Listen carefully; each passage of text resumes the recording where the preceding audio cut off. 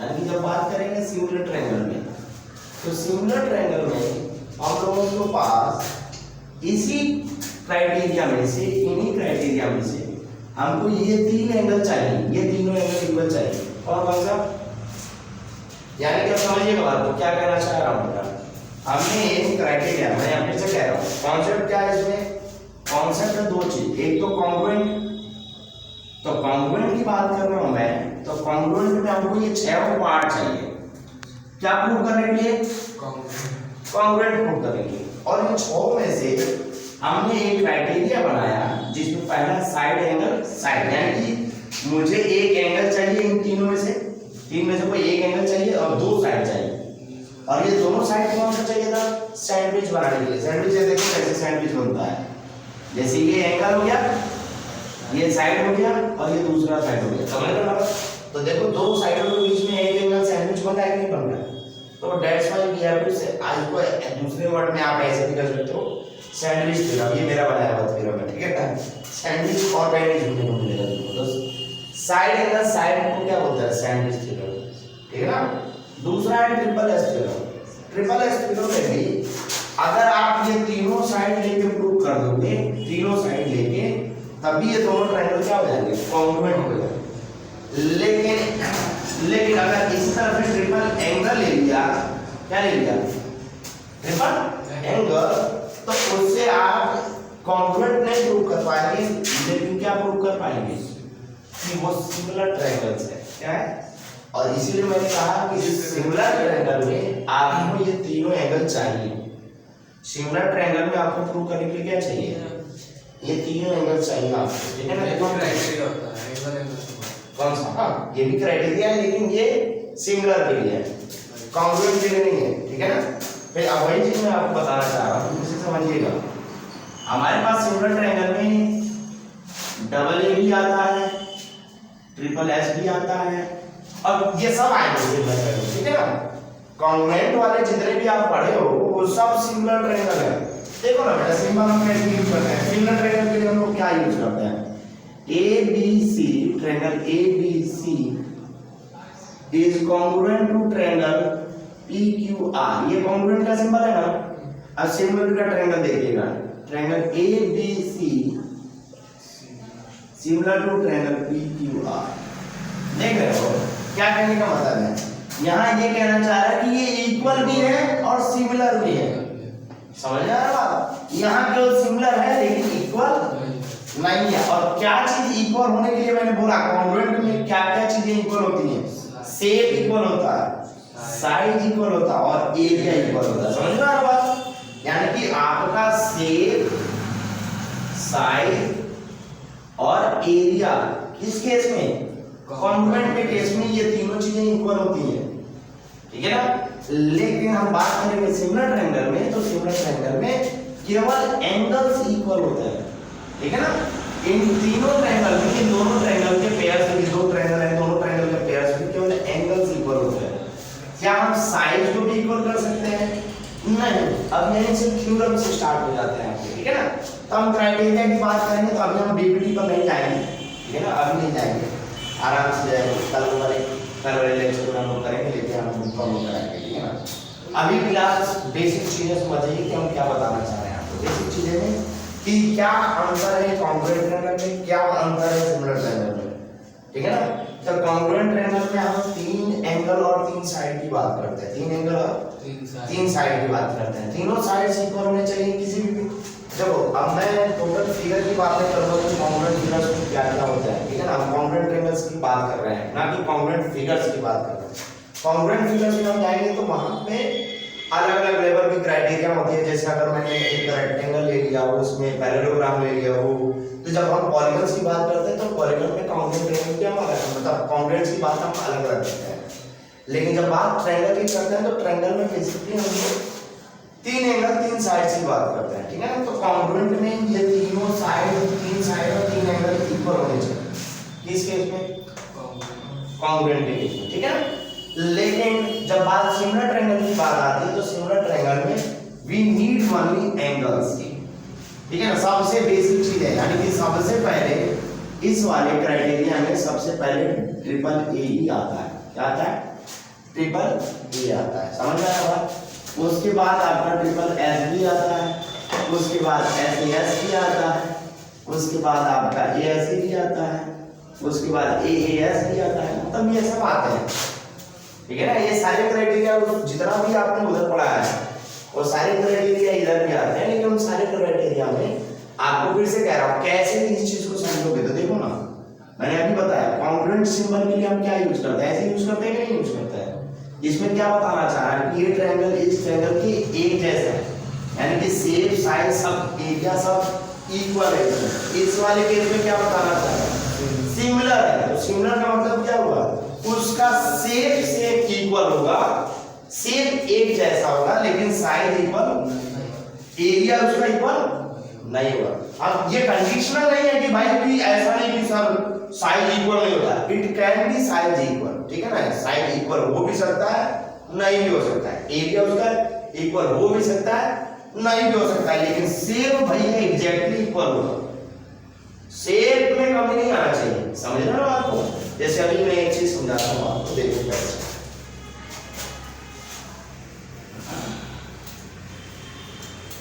Similar मतलब समझ में आया क्या कहना चाह रहा हूँ। सिमिलर ट्रायंगल फिर से समझो, सिमिलर ट्रायंगल का क्या पर्पस है। सिमिलर ट्रायंगल में फिर से कह रहा हूँ, ध्यान दीजिएगा, सिमिलर ट्रायंगल में हम लोगों ने ये ले रखा है, एक और मैंने ले रखा है ऐसे, ठीक है। ये दोनों ट्रायंगल आपस में सिमिलर तब होंगे जबकि इनका शेप क्या होना चाहिए, एक जैसा होना चाहिए। शेप एक जैसा होना चाहिए, साइजेस नहीं। मान ली शेप हैव टू बी क्या होना चाहिए, एक जैसा। देखो जैसे एक सिमिलर ट्रायंगल का दूसरा देख रहा हूँ, मान लो कि मैंने रेक्टेंगल लिया है, ठीक है ना, एक और रेक्टेंगल लिया, देख रहे हो दोनों का शेप सेम है लेकिन साइज जरूरी नहीं है। तो ये दोनों फिगर आपस में क्या है, सिमिलर है, क्या सिमिलर। एक सर्किल लिया है, एक और सर्किल लिया है, क्या ये दोनों आपस में इक्वल है, क्या ये दोनों आपस में इक्वल है, नहीं। क्या ये दोनों सिमिलर है, यस सिमिलर है, समझ में आ रहा है। दो ट्रायंगल लिया हमने, एक और लिया, एक और लिया, क्या ये दोनों आपस में इक्वल है, नहीं, लेकिन सिमिलर है, हाँ, ठीक है। तो समझ में आ रहा है, सिमिलर का मतलब क्या है कि मतलब you have to equal the shape, but it doesn't matter कि क्राइटेरिया में क्या एरिया इक्वल नहीं होता है। तो दिमाग में रखिएगा, कॉन्ग्रुएंट फिगर, फिर से कह रहा हूं, फिर से समझिएगा, दो ट्रायंगल्स अगर कॉन्ग्रुएंट है तो वो सिमिलर है, कंफर्म है, ठीक है ना। लेकिन अगर दो फिगर आपस में सिमिलर है तो कॉन्ग्रुएंट हो भी सकते हैं और नहीं भी हो सकते हैं। समझ में आ रहा है, मैं फिर से कह रहा हूं, डिपेंड करता है कि कौन सा क्राइटेरिया फॉलो कर रहा है, ठीक है ना।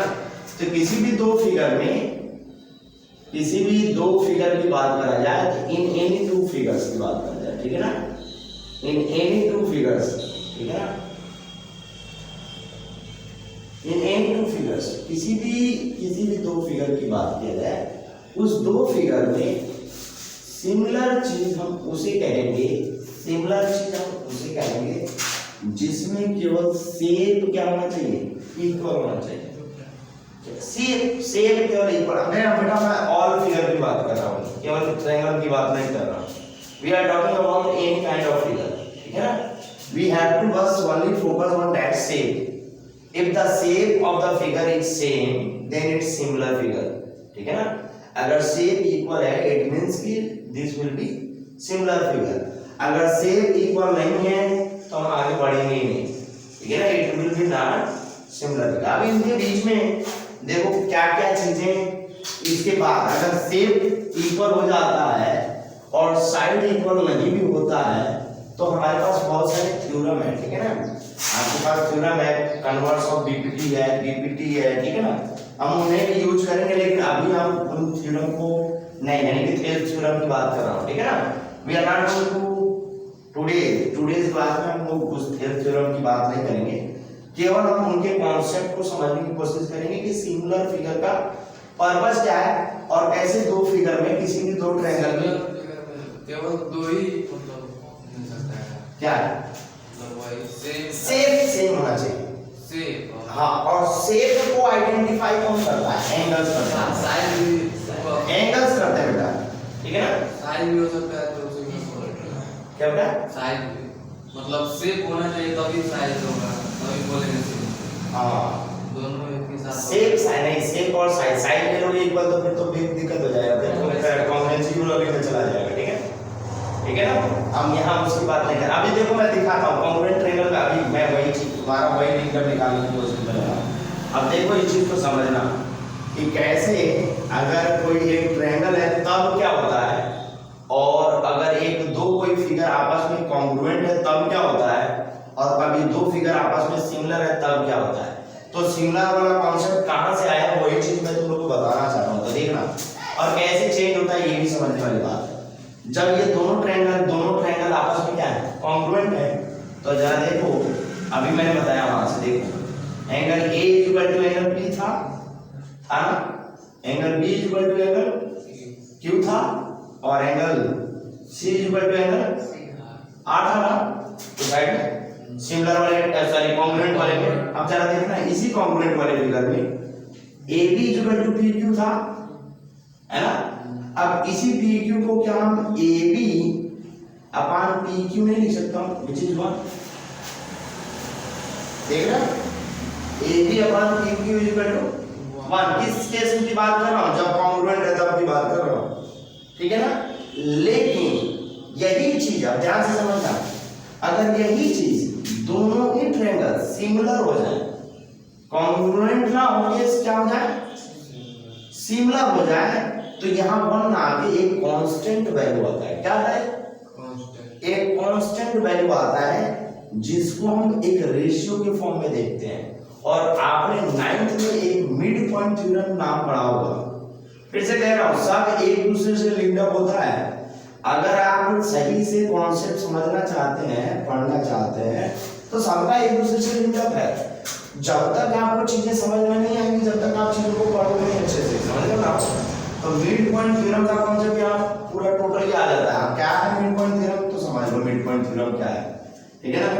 अब थोड़ा सा रिकॉल करा दें आपको कि मिड पॉइंट थ्योरम क्या कहता है। मिड पॉइंट थ्योरम यही कहता है बेटा कि कोई एक ट्रायंगल है, किसी ट्रायंगल के किसी एक साइड का मिड पॉइंट, किसी एक साइड का मिड पॉइंट, जैसे सपोज करो कि we have x y and z and this is our mid point of let's say D, ठीक है ना। तो मिड पॉइंट D से हम थर्ड साइड किसी भी सेकंड साइड के पैरेलल क्या कर रहा हूं, यानी कि इसके पैरेलल ले जाऊंगा, तो ये जहां भी कट करेगा E पॉइंट पर, तो ये भी आपस में क्या हो जाएगा, इक्वल बाइसेक्ट करेगा। समझ में आ रहा है, यानी इसको भी दो बराबर भाग में बांटेगा, क्योंकि ये भी मिड पॉइंट है आपस में, तो इसका भी ये क्या होगा, मिड पॉइंट होगा। समझ रहे हो, तो ये मिड पॉइंट थ्योरम है। और साथ में इतना ही नहीं, यहाँ साथ में आपको DE पैरेलल टू YZ होता है, साथ में DE equal to half of YZ भी होता है। समझ रहे हो बात। और देखो ये YZ जब हम इधर ले जाएंगे, YZ को इधर ले जाएंगे, तो देखो कि क्या मिलेगा आपको, DE upon YZ is equal to 1/2।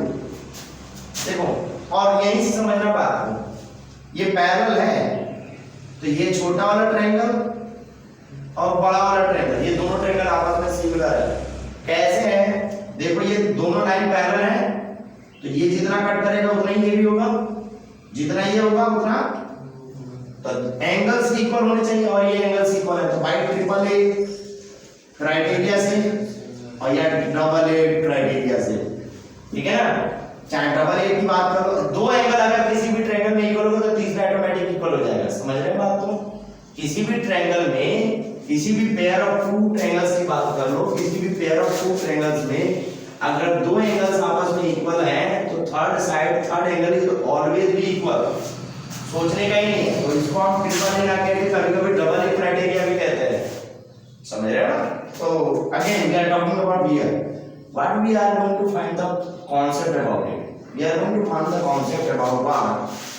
We are going to talk about this कि AB is equal to PQ criteria किस में निकाला था हम लोगों ने, कॉन्ग्रुएंट के केस में। क्या निकाला था, तो यहाँ से वैल्यू कितना मिला था 1, ठीक है ना। तो कॉन्ग्रुएंट के केस में ऐसा होता है, कॉन्ग्रुएंट के केस में ये K ना बनकर 1 बनता है, इसीलिए हम लोग आसानी से क्या कर देते हैं, AB is equal to PQ लिख देते हैं, ठीक है ना। AB इक्वल टू PQ लिख देते हैं, आसान है, ठीक है ना। वहां जैसा हम लोगों ने एक और लिखा है BC equal to Q R, ठीक है ना, is equal to Q R. अब इसका आप देखोगे तो क्या आएगा, B C upon equal to 1। लेकिन यही ध्यान देना, जब इसी सिमिलर कॉन्सेप्ट की बात करते हैं यहाँ पर, तो देखना जैसे यहाँ पर D equal to half of Y Z मिला है।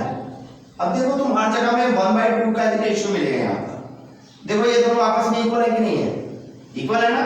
अगर मैं तुमसे कहूँ ये क्या था, x था ना, ये y था और ये z था, है ना। अगर मैं तुमसे कहूँ कि xd इज इक्वल टू क्या होगा, xd इज इक्वल टू क्या होगा बताओ, हाफ ऑफ xy होगा कि नहीं होगा, मुझे बताइए। xd is equal to half of xy होगा कि नहीं होगा भाई, होगा कि नहीं होगा। अरे इस पूरे का आधा ही तो है ये, इस पूरे का आधा है कि नहीं है, तो xd is equal to half of y होगा कि नहीं होगा। अब यहां से देखोगे तो क्या मिलेगा, xd upon xy equal to half मिला कि नहीं मिला। तो ये जो वैल्यू है ना ये 1/2 ये कांस्टेंट वैल्यू होता है, ये k हो गया। तो किसी भी दो ट्रायंगल को सिमिलर प्रूव करने के लिए या तो हम उन दोनों ट्रायंगल के साइडों का रेशियो निकाल लें, क्या निकाल लें, रेशियो। इन दोनों साइडों पर किसी भी दो पेयर ऑफ ट्रायंगल के साइड का रेशियो निकाल दे तो भी हमारे पास क्या मिल जाएगा, क्राइटेरिया मिल जाएगा और हम उसे सिमिलर प्रूव कर सकते हैं। एक कांस्टेंट वैल्यू आएगा जब कभी भी हम रेशियो निकालेंगे तो, ठीक है ना। और मिड पॉइंट थ्योरम से ही तुम्हारा थ्योरम निकल कर बाहर आया है, समझ में आ रहा है। तो मिड पॉइंट थ्योरम को तो चलो नेक्स्ट हम लोग को लेके आना, तो हम लोग नेक्स्ट इसके बारे में और बढ़िया से डिस्कस करेंगे, ठीक है ना। अभी आई होप तुम लोग बस सिमिलर ट्रायंगल का मतलब समझ में आया होगा, सिमिलर ट्रायंगल होता है, ठीक है ना। सिमिलर ट्रायंगल में दो चीजें मेन इंपॉर्टेंट था कि एंगल्स, किसी भी ट्रायंगल का एंगल्स क्या होना चाहिए, इक्वल होना चाहिए। सिमिलर ट्रायंगल में मैंने आपको एक ही कॉन्सेप्ट बताया, angle should be, all angle should be equal, ठीक है ना। ट्रायंगल में ये तीनों एंगल आपस में क्या होना चाहिए, इक्वल होना चाहिए। और एक चीज और समझ जाओ, किसी भी ट्रायंगल में, किसी भी ट्रायंगल में हमें बस देखना है दो एंगल, कितना देखना है, दो एंगल। अगर इसका ये वाला एंगल इस वाले एंगल से इक्वल होगा और ये वाला एंगल इस वाले एंगल के इक्वल हो गया, तो आप सीधे बोल सकते हो कि बाय डबल एक criteria both triangles are similar, समझ रहे हो, क्योंकि तीसरा एंगल ऑटोमेटिक इक्वल हो जाएगा। अरे 180 माइनस कर लो भाई इन दोनों का सम करके, समझ रहे हो ना। तो आखिर ये मैं कह रहा हूं ये अल्फा है, ये बीटा है, ठीक है ना, ये अल्फा है और ये बीटा है। तो मुझे बताओ इसकी वैल्यू कितना क्या होगा, 180 माइनस अल्फा प्लस बीटा होगा कि नहीं होगा। अरे इसकी वैल्यू क्या होगा, 180 में घटा दो, ये दोनों का वैल्यु घटा दो, निकल जाएगा वैल्यू। मुझे बताओ यहाँ पर भी अल्फा और बीटा है, ये वैल्यू क्या होगा, सेम होगा कि नहीं होगा, 180 माइनस अल्फा प्लस बीटा होगा कि नहीं होगा, समझ रहे ना। तो हमको तीसरे एंगल के लिए खोजने नहीं जाना है। तो ये अगर किसी भी ट्रायंगल में, किसी पेयर ऑफ टू ट्रायंगल्स में हमने दो एंगल देख लिया और दोनों एंगल इक्वल है, तो ऑटोमेटिक तीसरा एंगल क्या हो जाएगा, समझ रहे हो। चलिए आगे बात करते हैं, ठीक है ना। तो क्या हम लोगों ने सीखा कि all congruent figures are similar. पहला फिगर हमने क्या सीखा, पहले क्या सीखा कि जितने भी कॉन्ग्रुएंट फिगर्स होते हैं वो सब के सब सिमिलर फिगर्स होते हैं, समझ में आया बात, पहला बात। दूसरा बात, कॉन्ग्रुएंट फिगर्स के लिए हमको केवल एंगल देखना है, साइड्स का नहीं देखना है। साइड में क्या देखना है, साइड का रेशियो चेक करना है। साइड का रेशियो, अगर किसी भी दो साइड का रेशियो, बड़ा वाला ट्रायंगल या छोटा वाला ट्रायंगल या एक ऐसा ट्रायंगल है, मतलब उन ट्रायंगल का रेशियो, साइड्स का रेशियो अगर कांस्टेंट वैल्यू लगातार मिला, मैं अभी दिखाया आपको। चलिए यहाँ देखो ये इसकी वैल्यू कितना है, ये तो मैंने तुमको किसके अकॉर्डिंग बताया, मिड पॉइंट थ्योरम के अकॉर्डिंग बताया। क्या यहाँ चेक करोगे, यहाँ पे तुम बड़ा वाला ले लेना, उल्टा रिवर्स ऑर्डर में भी ले सकते हो। मैं yz ये ले रहा हूँ, तो जब yz की बात करूंगा, अगर मैं ऐसे लूँ yz अपॉन d लूंगा तो 2 टाइम्स हो जाएगा, क्या हो जाएगा, 2 टाइम्स। अरे yz 2 टाइम्स d होगा, क्योंकि आधा होता है इसका, d हाफ होता है इसके। तो मैं अगर तुमसे कहूँ xy क्या होगा, तो मुझे बताओ xy 2 टाइम्स xd होगा कि नहीं होगा। अरे ये आधा है, ये इसका 2 गुना होगा कि नहीं होगा, तो 2 टाइम्स xd, इसको ले जाओ, xy upon xd equal to कितना हो जाएगा। मैं क्या तुमको बताना चाह रहा हूँ, मैं ये तुमको बताना चाहता हूँ, तुम बराबर कोई सा भी फिगर पहले ले लो और किसी का भी किसी भी साइड से क्या करो, डिवाइड करो। फर्क नहीं पड़ता कि आप छोटे ट्रायंगल में से बड़े साइड का ट्रायंगल को डिवाइड कर रहे हो या बड़ा ट्रायंगल की साइड का छोटे ट्रायंगल की साइड से डिवाइड करो, it doesn't matter about it, ठीक है ना।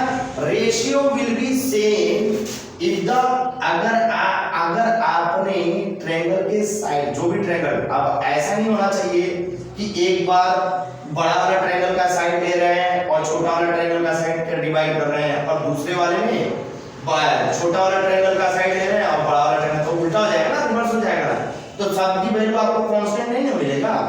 देखो यहाँ पर 1/2 और इधर भी करते तो 1/2 मिलता, कब क्यों मिल रहा है, देखो क्योंकि मैंने पहले छोटा वाला ट्रायंगल बाद में बड़ा वाला ट्रायंगल, देखो पहले छोटा वाला ट्रायंगल बाद में बड़ा वाला ट्रायंगल ले रहा हूं कि नहीं ले रहा हूं। और जब मैं 2 निकाला था तो देखो पहले बड़ा वाला ट्रायंगल का साइड बाद में छोटा वाला ट्रायंगल का साइड, पहले बड़ा वाला ट्रायंगल का साइड फिर छोटा वाला ट्रायंगल का साइड, दिख रहा है ना। तो आपको यही देखना है। चलो थैंक यू ऑल, बंद कर दीजिए।